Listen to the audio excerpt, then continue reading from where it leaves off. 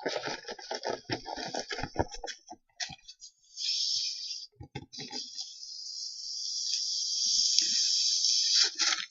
everybody, are you ready to get down with the duck?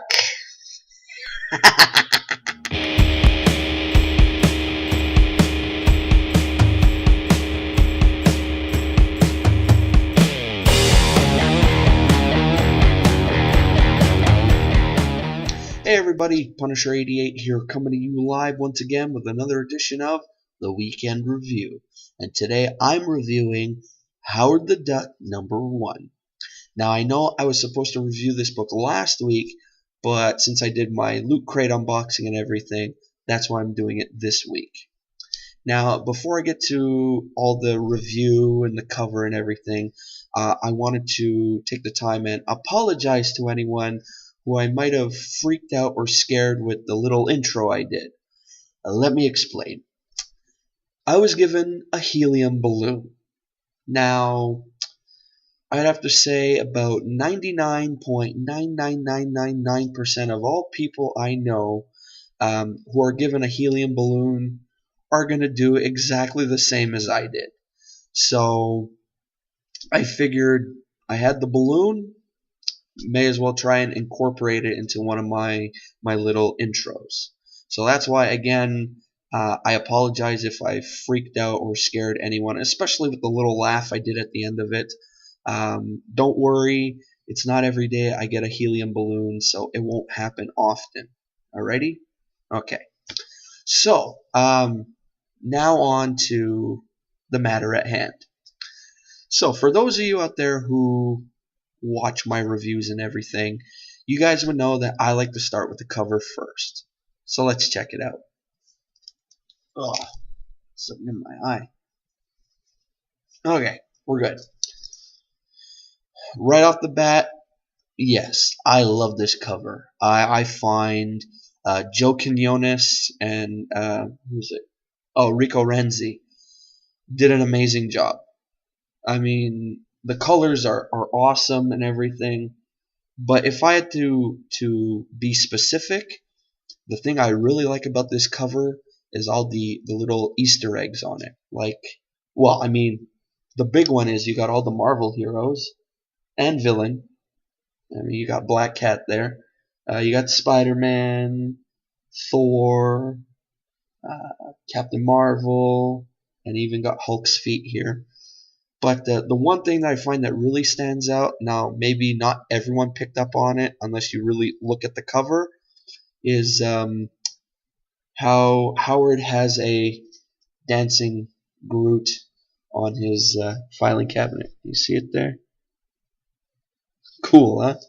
So yeah, I love when a comic book cover will do that, when they hide little things in there and you're like, oh hey, that's from that comic or whatever, you know. I love when they do that. So yeah, right off the bat, the cover, awesome.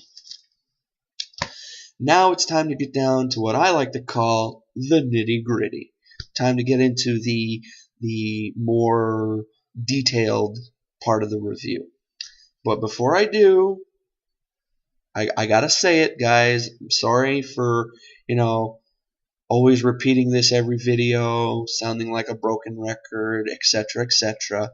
But this is aimed more at the newer viewers slash subscribers to my channel, and that's, if at any point during this review or any of my newer reviews, you guys notice that I look up and down at the camera quite a bit, or it sounds like I'm just reading to you guys or whatever, that's because I keep my notes in front of me.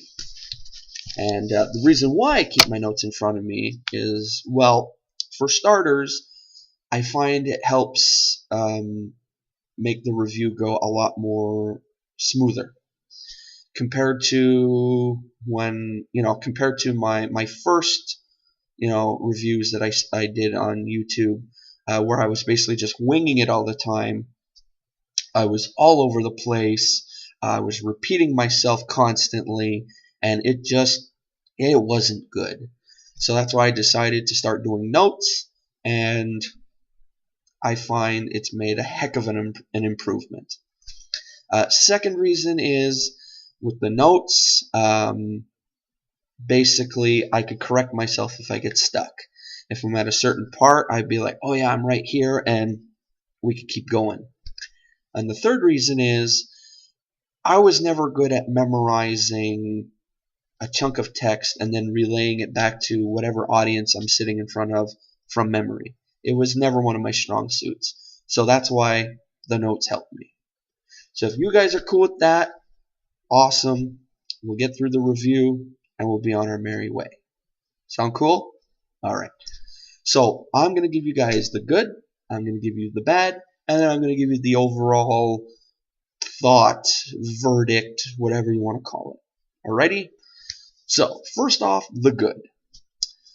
After unexpectedly gaining a measure of, I guess you could call it prominence, in the wake of the one-off post-credits scene from Guardians of the Galaxy, his second appearance on the silver screen after the let's be generous and say questionable first appearance. Demand suddenly skyrocketed for this Duck's return. And movie appearance or not, I find the time actually does feel right. Howard first gained popularity in comics as a counterculture icon, adrift in a world he barely understood and that had no interest in understanding him.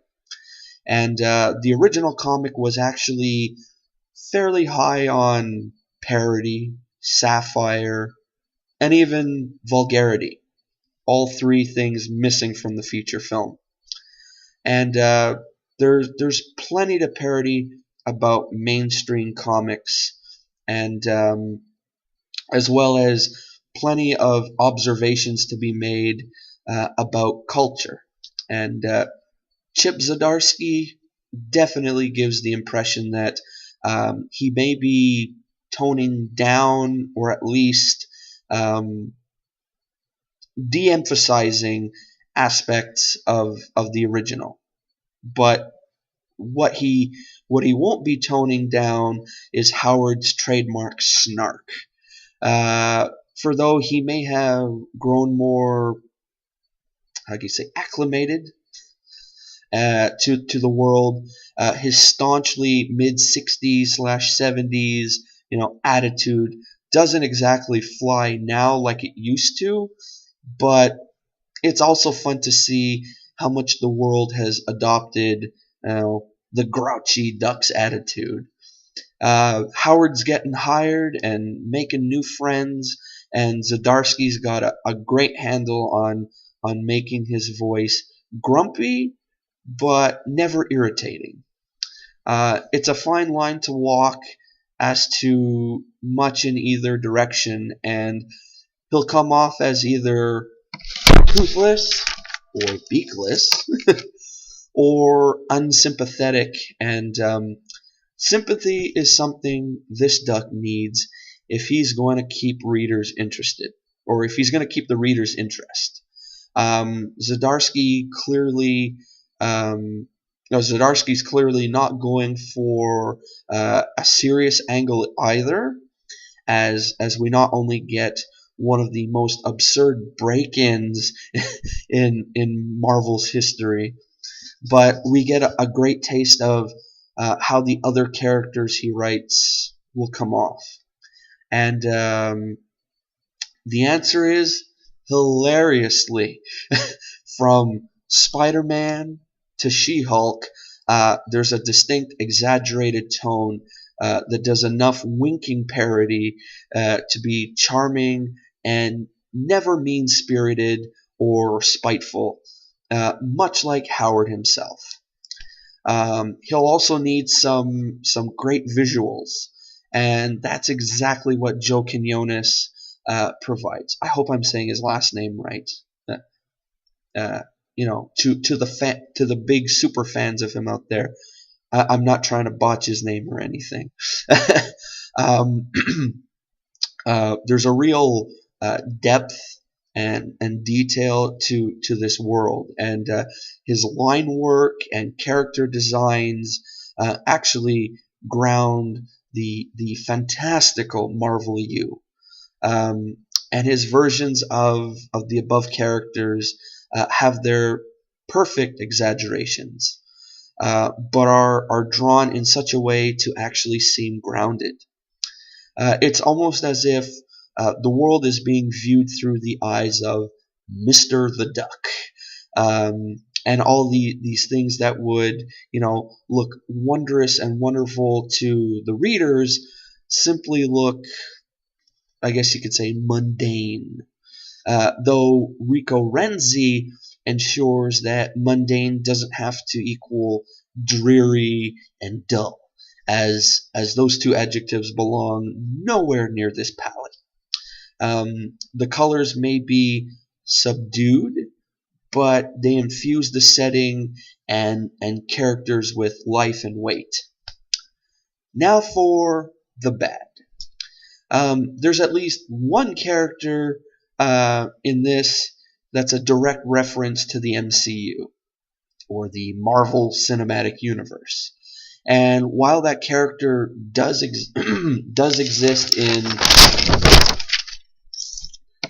the pre-film comics, the specific way he's introduced here is very, very reminiscent of the movies.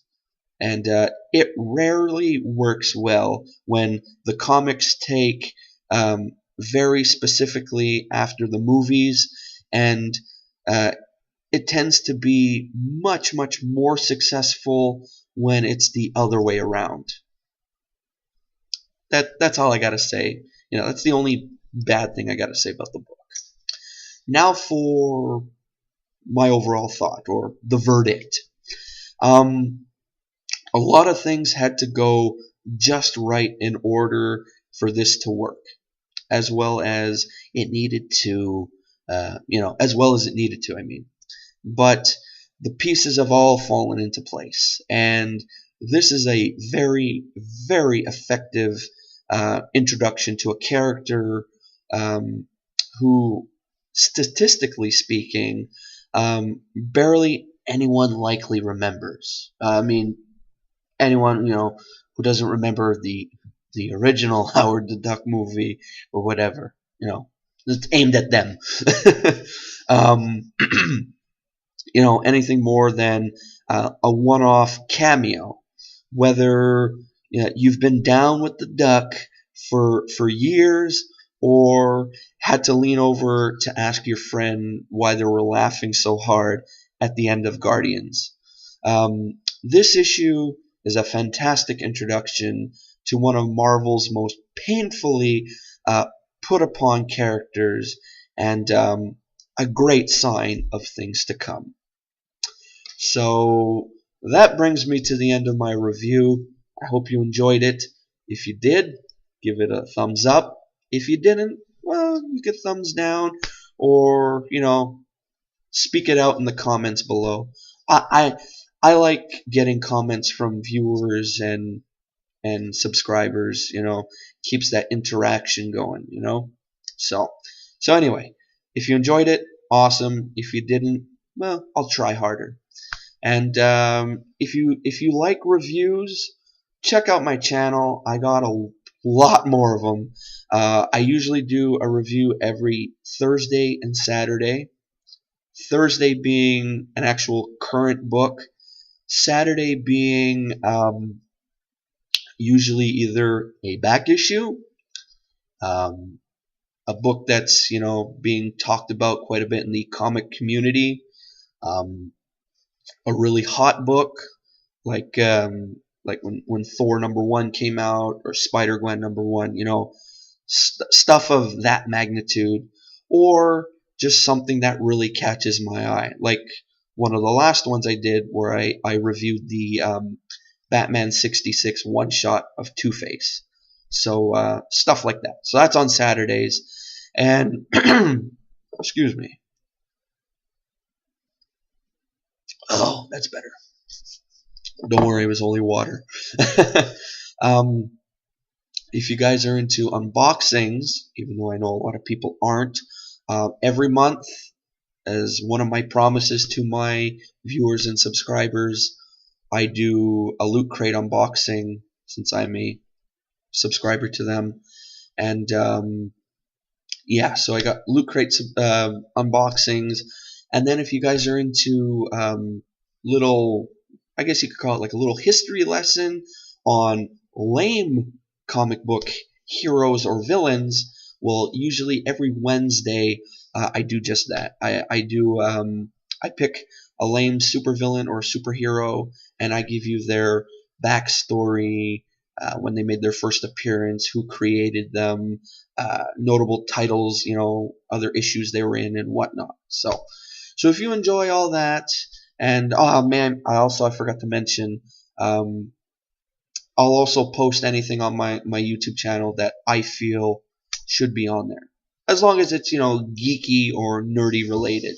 So it might be maybe if I go to a con, I'll post video, like a live video from there or whatever.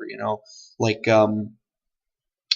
if you guys are interested, in September when Comic-Con was here, I met up with the guys, or I met the guys from Epic Mealtime, and I did a little short video with them, so you guys could check that out if you want. So stuff like that. So if you're into that, awesome, go check it out. And before leaving, make sure to click that subscribe button. And my answer for last week's question, well, the question was, what is your favorite #1 issue?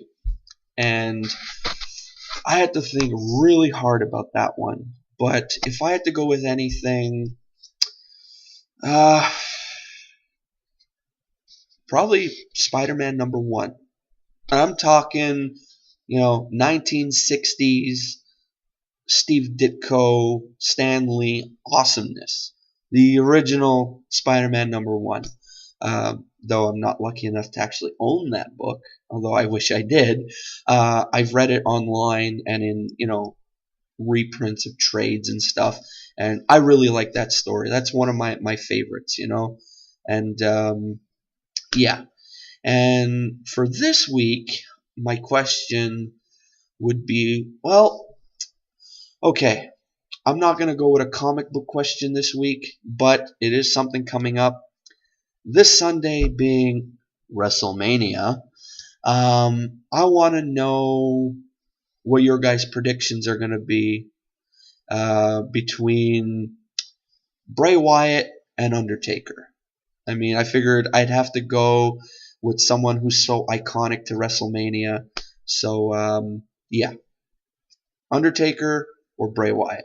If I had to answer right now, I'm going with Undertaker. I mean, he lost to Brock Lesnar last year, and I think he's going to be pretty damn pissed off. So, can't wait to see that. Alright, folks, so that brings me to the end of this review. We're at like 18 minutes now. Sorry for making it so long. I hope you guys have a great weekend. I hope you guys get a lot of cool geeky goodies and whatnot. And check out WrestleMania if you're watching it. To all the wrestling fans out there. And I'll see you guys next week. As I said, I promise Wednesday there will be a lame superhero / supervillain of the week. So stay tuned for that. So before I start babbling, I'm cutting it here, and I'm saying, till Wednesday, this is Punisher88 signing off. See ya!